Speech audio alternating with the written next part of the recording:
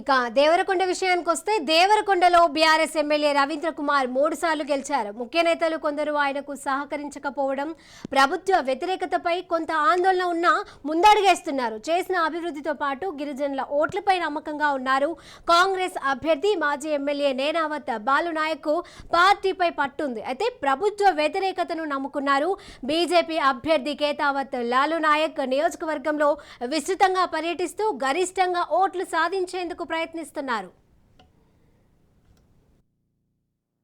Devarakonda ST కాన్స్టిట్యూన్సీకి సంబంధించి మాత్రం అక్కడ కాంగ్రెస్ నుంచి బాలునాయక్, అదేవిధంగా ప్రస్తుత ఎమ్మెల్యే బీఆర్ఎస్ నుంచి రవీంద్ర కుమార్లు ఉన్నారు. అక్కడ కూడా ఎస్టీ నియోజకవర్గానికి సంబంధించి ఎస్టీలకు రిజర్వేషన్లు ఇస్తారని టీఆర్ఎస్ పార్టీ మోసం చేసింది. పోడు పట్టాలు ఇస్తారని కూడా కొంత సాచారం చేసింది. ఈ మైనస్లు మాత్రం కొంత కాంగ్రెస్ కలిసి వచ్చే అంశాలుగా ఉన్నాయి కాబట్టి అక్కడ కాంగ్రెస్ పార్టీ వైపు ప్రజలు చూస్తున్నట్టుగా కూడా తెలుస్తూ ఉన్నది. దీంట్లో కూడా రేపు ఎల్లుండి అయితే రైతు బంధు డబ్బులు పడతాయో ఆ రైతు బంధు డబ్బులు కూడా కొంత ప్రభావితం చేస్తాయని కూడా ఇప్పటికే రాష్ట్ర ఇంటెలిజెన్స్ వాళ్ళు కూడా చెప్తున్న పరిస్థితి ఉన్నది. కాబట్టి అక్కడ కాంగ్రెస్ కొంత ఎడ్జ్ ఉన్నట్టుగా కూడా తెలుస్తుంది. ఇంకా మిర్యాలగూడానికి సంబంధించి 2014లో కాంగ్రెస్ నుంచి గెలుపొంది టీఆర్ఎస్లోకి వచ్చాడు. 2018లో టీఆర్ఎస్ పైన ఆయన గెలవడం జరిగింది. ఇప్పటికీ 2 సార్లు అక్కడ ఆయన ఎమ్మెల్యేగా గెలిచాడు. ఈయన ప్రముఖంగా కాంగ్రెస్ సీనియర్ నాయకులు జానారెడ్డి గారిని ప్రేషించుడు.